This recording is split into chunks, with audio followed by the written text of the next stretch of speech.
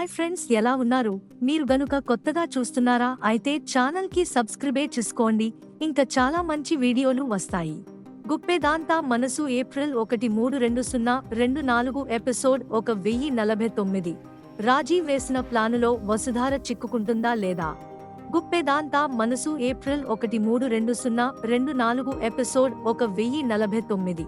వసుధార, మీరు ఖచ్చితంగా వచ్చి తీరాలి మేడం, ఎందుకంటే మీరు ఇచ్చే సజెషన్స్ పేరెంట్స్ పిల్లలకు అర్థమయ్యేలా చెబుతారు, అందుకే మిమ్మల్ని రమ్మంటున్నాను, ఏమంటారు మేడం అని అడుగుతుంది.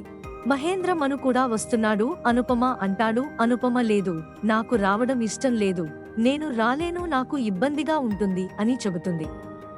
అదేంటి అనుపమ, గాయాలన్నీ మానిపోయాయి అని చెప్పావు కదా, మరి ఇంకా ఇబ్బందిగా ఉంది అని అంటున్నావేంటి అని అడుగుతాడు.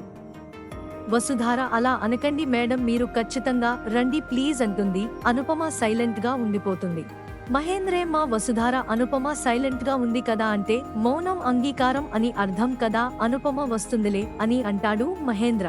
భోజనం కంప్లీట్ అవుతుంది. మను బయలుదేరుతాడు. వసుధార, చూడండి మనుగారు, రేపు కాలేజీలో మీటింగ్ గుర్తుంది కదా, కొంచెం ఎర్లీగా వచ్చి ఆ ఏర్పాట్లు అవి చూసుకోండి అని అంటుంది.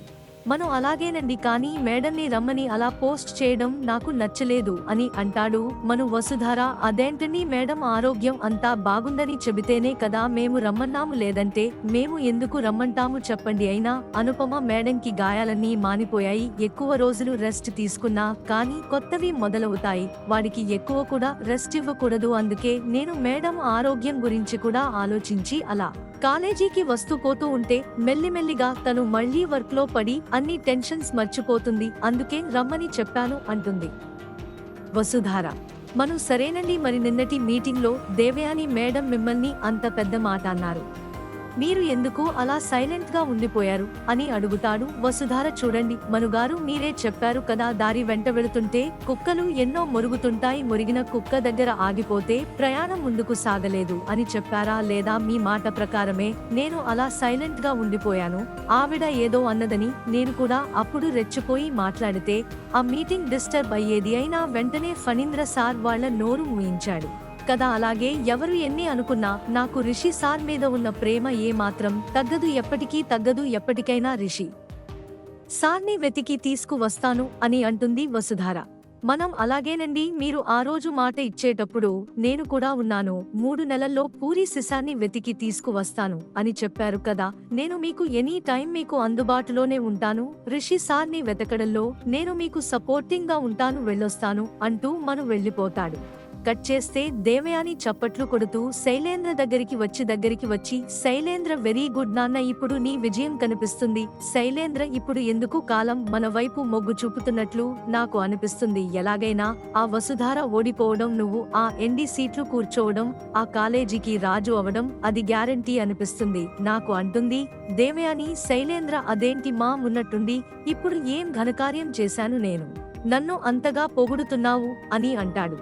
దేవయాని, ఇంకేం కావాలి నాన్న, నువ్వు కాలేజీకి రానన్నాడు కానీ వచ్చాడు, ఇప్పుడు వాడి గోతులు వాడే పడబోతున్నాడు, నువ్వు వాడిని ఏ విధంగా టార్గెట్ చేస్తావో పాపం వాడికి తెలియదు కదా, ఇప్పుడు నువ్వు వాడిని ఒక ఆట ఆడుకోవచ్చు, ఇప్పుడు మనం కొట్టే దెబ్బ ఎలా ఉంటుందంటే ఆ దెబ్బకు మనం కాలేజీ వదిలి వెళ్ళాలి, అనుపమ మహేంద్ర వాళ్ళని వదిలి దూరంగా వెళ్ళిపోవాలి, వసుధార ఏంటి వదిలి పారిపోవాలి అంటుంది.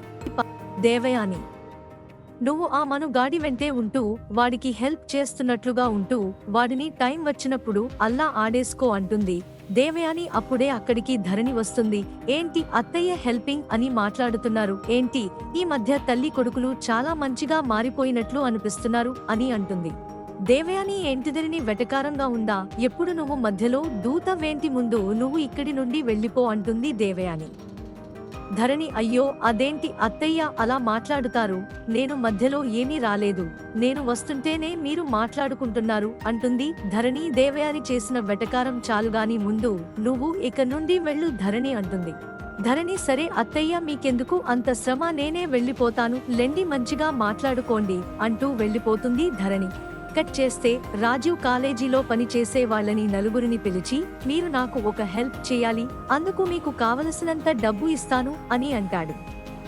పని వాళ్ళు, చెప్పండి సార్, ఏంటా పని అని అడుగుతారు. రాజీ వాళ్ళకి సీక్రెట్ గా చెవిలో చెబుతాడు. ఆ పని వాళ్ళు సర్ అలా చేయడం తప్పేమో అని అంటారు. రాజు అలా చేయడం తప్పు అని ఆలోచిస్తున్నారు. కానీ ఇంటికి వచ్చే లక్ష్మీదేవిని మీ అంతటి మీరే కాదని వెనక్కి పంపిస్తున్నారు. మీకు ఆ డబ్బు అవసరం ఉన్నదా ఏంటి అని అంటాడు. ఆ పని వాళ్ళు సరే సర్ మేము అందుకు ఒప్పుకుంటున్నాము అని అంటారు. రాజు వాళ్ళకి 50,000 తీసి ఇస్తాడు. మిగతాది పని పూర్తి అయినంత ఇస్తాను అని చెబుతాడు. తెల్లవారింది. కాలేజీలో పేరెంట్స్ లెక్చర్స్ మీటింగు మొదలయ్యింది. వసుధార అందరికీ నమస్కారం. ఈ కాలేజీలో పేరెంట్స్ లెక్చరర్స్ మీటింగ్ అనేది మీకు కొత్తగా అనిపించొచ్చు, కానీ ఇది పెట్టడానికి గల కారణం ఉంది. మీ పిల్లలు సరిగా కాలేజీకి రాకపోవడం వల్ల, అటెండెన్స్ % తక్కువగా ఉండటం వల్ల మిమ్మల్ని పిలిచి అడిగితేనే వాళ్ళ ప్రాబ్లం ఏంటో తెలుస్తుందని పిలిచాము అంటుంది.